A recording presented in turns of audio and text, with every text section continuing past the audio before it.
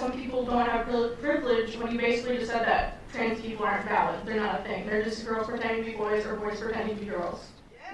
Okay. Like, okay. Oh, someone's excited. Okay. It's biological, but gender is a completely different thing. No, gender is not disconnected from sex. So. It's not completely disconnected, but it's still a cultural thing. It's still from society. It's okay. No, it is not in the mind. Okay, you're not a man if you think you're a man. And I didn't say pretending, or if I did, I shouldn't have said pretending. Let me amend. You said playing. Okay, I said a boy who thinks he's a girl. That's the usual phraseology I use. Not playing. I usually say a boy who thinks he's a girl or a girl who thinks he's a boy, which is technically what we're talking about here. As far as the actual psychological issues at play, it used to be called gender dysphoria or gender identity disorder. Now they call it gender dysphoria. The idea that sex or gender are malleable is not true. Okay, and I'm not denying your humanity if you're a transgender person. I am saying that you are not the sex to which you claim to be.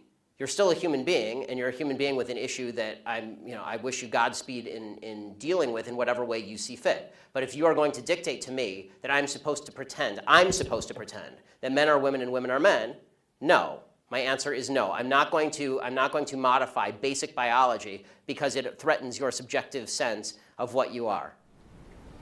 Okay, but you're still saying these kids should not be accepted because they don't really fit in either place? They can't just I'm saying that the Boy Scouts have a standard. You must be a biological boy to be a Boy Scout. You have to be a boy to be a Boy Scout. Where's that written, though? Okay. In the name Boy Scouts. Because this is a very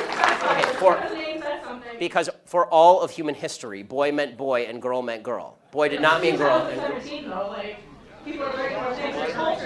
And if I call you a moose, are you suddenly a moose? Okay, if I redefine our terms.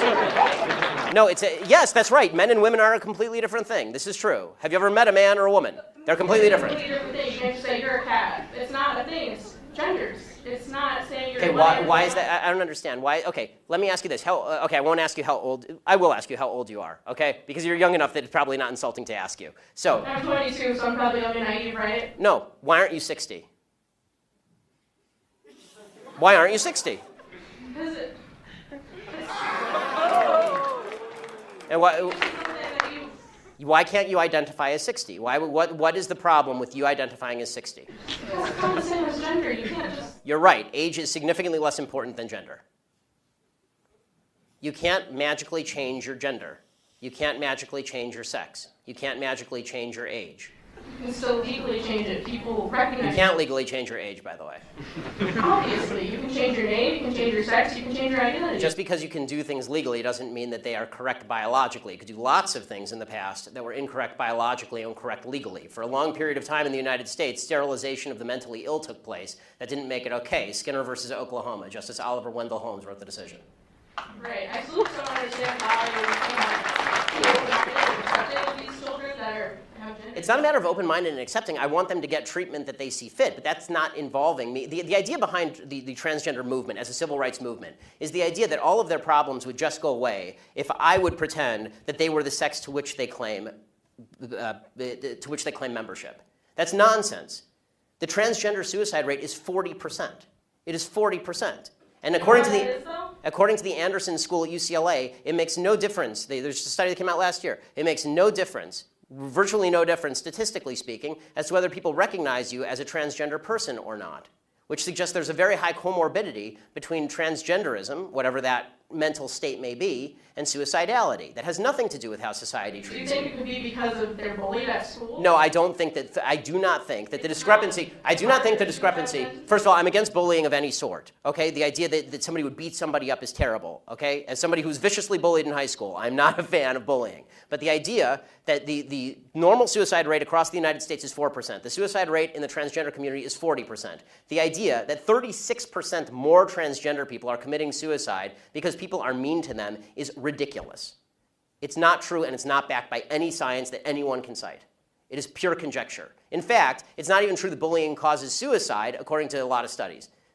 For example, in the black community, where the idea is supposedly that America is a racist society, blacks are bullied a lot. Okay, in the black community has significantly lower suicide rates than in the white community.